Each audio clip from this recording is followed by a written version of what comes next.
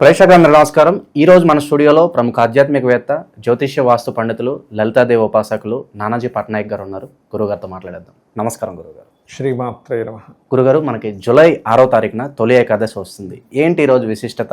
ఎలాంటి పూజా విధానం మనం పాటించాలి? ఆ రోజు విశేషంగా ఎలాంటి పరిహారాలు పాటించడం ద్వారా సొంత ఇల్లు కావచ్చు, భూమి కావచ్చు, బంగారం కొనుక్కునే యోగ్యత మనకు వస్తుందంటారు?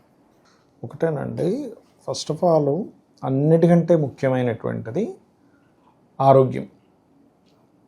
మీకు భూమి ఉన్నా, బంగారం ఉన్నా, సొంత ఇల్లు ఉన్న ఆరోగ్యం లేకపోతే వేగం వద్దనిపిస్తూ ఉంటుంది. ముఖ్యంగా ఏకాదశి చేయడం వల్ల వచ్చే ఫలితం ఏమిటి? శాస్త్రాల్లో చెప్పినటువంటిది ఏంటంటే అన్నిటికంటే ముఖ్యమైనటువంటిది ఆరోగ్యం వస్తుంది.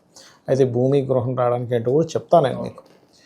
ఎందుకు ఆరోగ్యం వస్తుంది అంటే, ఆ రోజు ఎప్పుడైనా ఏకాదశి నాడు ప్రత్యేకంగా ఈ రవిచంద్రుడు అంటే మన మనస్సుని, ఆత్మని రూల్ చేసేటువంటి గ్రహాలు ఏవైతే ఉంటాయో ఇమ్యూనిటీని పెంచే స్థానాల్లో ఉంటాయి అవి. అంటే ఆత్మకారకుడైన రవి నుంచి చంద్రుడు పంచమంలో ఉంటాడు, లేదా చంద్రుడు 11th హౌస్లో ఉంటాడు, 3rd హౌస్లో ఇలా ఉంటుందన్నమాట ప్లానటరీ పొజిషన్ అనేది. అందుకని ఆ రోజు ఉపవాసము చేస్తారు. ఉపవాసం అంటే రెండు అర్థాలు ఇక్కడ. ఒకటి, భగవంతుడికి దగ్గరగా ఉండడం. రెండవది, మీరు ఏం చేసినా భగవంతుడికి సమర్పిస్తూ చేయడము, ఏమీ తినకుండా ఉండడం, ఏమీ సేవించకుండా ఉండడం. ఒకవేళ అంతగా ఏదైనా అనారోగ్య సూచనలు ఉన్నాయి, అప్పుడు ఫలము, పాలు లాంటివి తీసుకోవచ్చని చెప్పింది. ఆవు పాలకి దోషం లేదని చెప్పింది శాస్త్రం. ఆవు పాలకు ఉన్నటువంటి విశిష్టత ఏమిటంటే, మనం ఏది తీసుకున్న అవతల వాళ్ళకి రుణపడిపోతాము, ఆవు పాలు తీసుకుంటే రుణపడం. నిజం. దానికి ఒక వృత్తాంతం, ఒక స్టోరీ కూడా మీకు చెప్తాను ఎప్పుడైనా ఉన్నప్పుడు. కాబట్టి ఇవి సేవించవచ్చు అని చెప్తుంది శాస్త్రం. కాకపోతే మీకు ఆరోగ్యంగా ఉన్నారు, ఆ రోజు చక్కగా మీరు ఉపవాసం ఉండడం మంచిది. మీరు ఏ పని చేసినా, ఇప్పుడు దేవుడికి దగ్గరగా ఉండాలంటే మీకు అనిపించవచ్చు, ఏమంటే నేను ఆఫీస్కి వెళ్ళాలి, నేను ఇప్పుడు ఇంట్లో పూజ గదిలో కూర్చుంటే ఎలాగా. అలాగే దగ్గరగా ఉండక్కర్లే. మీరు ఏ పని చేస్తున్నా అది దేవుడికి సమర్పిస్తున్నట్టు. ఇప్పుడు మీ ఆఫీసే ఉంది, ఎస్సీఓ చేస్తున్నాడు ఒక ఆయన, ఎస్సీఓ భగవంతుడికి సమర్పించినట్టు.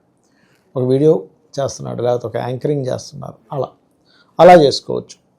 అయితే ఉదయం నిద్ర లేచిన వెంటనే కూడా ఎప్పుడు కూడా ఈ తొలి ఏకాదశి అని ఎందుకంటారు దీన్ని, ఇక్కడి నుంచి మన శ్రీ మహావిష్ణువు యోగ నిద్రలోకి వెళ్తారని చెప్తుంటారు. అందుకని తొలి ఏకాదశి.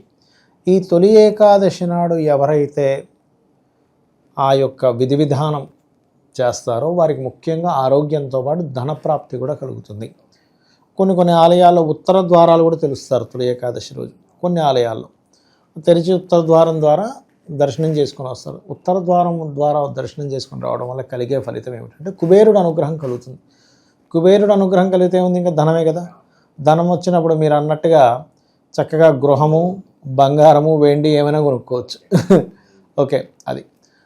మరొక విషయం ఏంటంటే, ఈ ఏకాదశి అయిపోయిన ఇప్పుడు 6వ తేదీ ఏకాదశి పడింది మనకి ఆదివారం నాడు. ఆదివారం ఈవినింగ్ నుంచి సోమ మంగళవారాలు ముఖ్యంగా చంద్రుడు నీచ పొందుతున్నాడు. నీచ పొందుతున్నప్పుడు చంద్రుడు ఎప్పుడైనా గుర్తుపెట్టుకోండి, పాపకత్తరలో ఉన్న గోచారంలో, నీచ స్థానంలో గోచారంలోకి వెళ్తున్న తనకి వృశ్చికము నీచ, వృషభం ఉచ్చ స్థానాలు. నీచంలో ఉన్నప్పుడు సర్వ కోటి ప్రాణులందరికీ కూడా మానసికంగా కొంత ఇబ్బంది ఉంటుంది. మీరు ఎలా అయితే మీరు సముద్ర ఆటుపోట్లు చూస్తూ ఉంటారు, అమావాస్యకి తక్కువగా ఉండడం, పౌర్ణమికి ఎక్కువగా ఉంటుంది చూసారా, అలాగే నీచ స్థానం ఉచ్చ స్థానంలో కూడా దాని ప్రభావం పడుతూ ఉంటుంది. కాబట్టి ఎప్పుడైతే ఒక 24 గంటల పాటు ఉపవసించి దాని తర్వాత రోజు చక్కగా మనం ఏదైతే ఫుడ్ తీసుకుంటామో దీని ప్రభావం నెక్స్ట్ 2 days ఉండేటువంటి నీచ స్థానం యొక్క ప్రభావం తగ్గుతుంది. అయితే మీరు ఇందాక అడిగినట్టుగా గృహం కట్టుకోవాలంటే బంగారం లేకపోతే ఇష్ట కామ్యం ఏదైనా నెరవేరాలి అంటే ఇక్కడ ఒకటి, గృహం కనుక ఎవరైనా కట్టుకోవాలంటే మొట్టమొదటిగా వాళ్ళ జన్మజాతకంలో గృహయోగం ఉందా లేదా చూసుకోవాలి.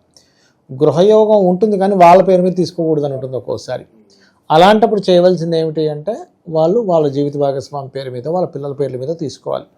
ఇక్కడ రకరకాలుగా వస్తుందండి గృహయోగం. ఒకసారి తండ్రి లేదా తాతగారిది, అది తీసుకోవాలా వద్దో కూడా జాతకంలో ఉంటుంది. అలా తీసుకోకూడదు అన్నప్పుడు దాన్ని అమ్మేసి ఇంకోటి కొనుక్కోవాలి. ఇవి జాగ్రత్తలు తీసుకోవాలి. అయితే ఈ ఏకాదశి నాడు గృహయోగం కలగాలి అంటే కనుక మణిద్వీప వర్ణన కూడా చేయాలి. మణిద్వీప వర్ణన కనుక చేసినట్లయితే మీకు ఎక్కడో ఏదో కర్మ అడ్డుపడుతూ ఉంటుంది. చాలామంది చూడండి అంటుంటారు, ఏమంటే నేను పలానా ధనం పట్టుకొని తిరుగుతున్నాను, 4 కోట్లు పట్టుకొని తిరుగుతున్నాను, నాకు ఒక గృహం దొరకట్లేదు అంటారు. ఎందుకు దొరకదు, చాలా ఉన్నాయి కదా అంటే నచ్చదు. చాలా ఉంటాయి. రియల్ ఎస్టేట్లో ఉండేవాళ్ళు నాకు చెప్తుంటారు, ఏంటో సార్ ఒక్కొక్క వ్యక్తికి ఒక గృహం నచ్చుతుంది, మేము ఎన్ని చూపిస్తుంటాం, ఇది కాదు ఇది కాదు ఇది కాదు అంటూ ఉంటారు. అన్నప్పుడు వాళ్ళ క్లాసెస్లో చెప్తారంటే ఏంటంటే ఫస్ట్ వాళ్ళ ప్రియారిటీ ఏంటి కనుక్కోండి, వాళ్ళకి ఎలాంటిది కావాలి అని. అలా ఆ రకంగా చూస్తారని నేను తెలియడం జరిగింది. అయితే ఇక్కడ ముఖ్యంగా మణిద్వీప వర్ణన మీ జన్మజాతకంలో గృహయోగం లేనటువంటి యోగాన్ని కలిగిస్తుంది ఏకాదశి నాడు చేయడం వల్ల. అలాగే ధన సంబంధించినటువంటి ఇబ్బందులు తగ్గాలి, కాస్త ఫైనాన్షియల్గా బాగా పెరగాలి అనుకుంటే కనుక మాత్రం ఏకాదశి నాడు విష్ణువుని సేవించి, మీకు దగ్గరలో గోశాల ఏదైనా ఉన్నట్లయితే గోశాలకు వెళ్ళి అక్కడ చక్కగా చపాతీ ఉంటుంది కదా, 3 చపాతీలు, వాటికి ఎక్కడ కూడా నూనె తాగించకుండా దాని మీద చక్కగా స్వచ్ఛమైనటువంటి నెయ్యిని రాసి చిన్న చిన్న ముక్కలుగా చేసి అమ్మవారిగా భావిస్తూ, గోవును అమ్మవారిగా భావిస్తూ ఓం సంపత్కరీ సమారూఢ సింధుర వ్రజ సేవితాయే నమః, లేదు ఓం ధర్మాధ్యక్ష ధనాధ్యక్ష ధనధాన్య వివర్ధనీయే నమః చేసుకోవచ్చు. ఎప్పుడైనా సరే విష్ణువుని ఆరాధించడం వల్ల ఏకాదశి నాడు కలిగేటువంటిది ముఖ్యమైనది ఏంటంటే వాళ్ళకి పూర్వజన్మ కర్మ తగ్గుతుంది. పూర్వజన్మ కర్మ ఎప్పుడైతే తగ్గుతుందో మనకి చెప్తూ ఉంటారు ఏంటి, పూర్వజన్మ కృతం పాపం వ్యాధి రూపేణ పీడితం అంటూ ఉంటారు. ఎప్పుడైతే పాపం పోయిందో వ్యాధి రూపంలో వచ్చేది కూడా తగ్గిపోతుంది. కాబట్టి ఏకాదశులు చేయడం వల్ల ఒకటి పుణ్యము, రెండవది ఇమ్యూనిటీ పెరగడము. 15 రోజులకు ఒకసారి మనం ఎప్పుడైతే ఉపవాసం ఉంటుందో దీని మీద నోబెల్ బహుమతి కూడా పొందాడు ఒక ఆయన దీంట్లో. కాబట్టి ఏంటంటే అది ముఖ్యంగా క్లీనింగ్ చేసుకోవడానికి సైంటిఫిక్గా రీజన్ చెప్తూ ఉంటారు. అయితే పూర్తిగా ఇంకా ఏమండి నాకు అప్పులు బాధలు బాగా ఉన్నాయి అని అనుకునేటువంటి వారు ఆ రోజు బిల్వపత్రం తీసుకొని శివాలయానికి వెళ్ళి బిల్వపత్రం దాని మీద వేసి అభిషేకం చేసుకుని కూర్చొని అదే శివాలయంలో ఓం అపర్ణాయే నమః అనే మంత్రం కనుక రెగ్యులర్గా చాంటింగ్ చేసినట్లయితే ఖచ్చితంగా వాళ్ళకి అప్పుల బాధలు కూడా తగ్గుతాయి. గురుగారు, ఇంకా మన పనుల్లో అనుకూలత పెరగడానికి ఆ రోజు జపించుకోవడానికి ఏదైనా మంత్రం ఉంటుందా విశేషం? ఒకటేనండి, అనుకూలత అంటే ఇక్కడ చాలా రకాలుగా ఉంటుందండి. అనుకూలత అంటే మనం ఏదైనా ప్రయత్నం చేస్తున్నామా, రకరకాలుగా ఉంటుంది. ప్రయత్నం సాగాలి అని అనుకుంటే ఓం కనకాంగద కేయూర కమనీయ భుజాన్వితాయ నమః. కాకపోతే ఇక్కడ మీ ప్రయత్నం సఫలీకృతం అవ్వాలి అంటే మీ పర్సనల్ చార్ట్లో అసలు ప్రయత్నం చేయడానికి కారకుడు అంటే 3వ అధిపతి, ప్రయత్నం కొనసాగడానికి అంటే ప్రయత్నం చేస్తూ ఆ కామ్యం నాకు అవ్వాలి అనేటువంటి కోరికను పెంచేవాడు 7వ అధిపతి. లాభాధిపతి ఏమో ఈ ప్రయత్నం చేయగా ఈ కోరికతో మీరు ముందుకు సాగుతూ ఉండగా సమాజంలో మీరు అప్రోచ్ అవ్వడం వల్ల వచ్చే లాభాధిపతి. అసలు వీళ్ళ బలాబలాలు ఎలా ఉన్నాయి, వీళ్ళు ఏ గ్రహానికి అందించారో చూసుకొని ఆ గ్రహాలకు సంబంధించిన దీపారాధన చేయాలి. ఇప్పుడు కూడా మనం ఏ ప్రయత్నమైనా సక్సెస్ అవ్వాలంటే అప్పుడు ఖచ్చితంగా మీరు అనుకున్నటువంటి ప్రయత్నం సక్సెస్ అవుతుంది. అలాగే ఇందాక నేను చెప్పినట్టుగా ఓం కనకాంగద కేయూర కమనీయ భుజాన్వితాయే నమః అనే మంత్రం చేస్తే ఏమవుద్దంటే కొంతమంది భయపడుతుంటారు ఏదైనా ప్రయత్నం చేయడానికి, ఆ భయం అనేటువంటిది తొలగిపోతుంది.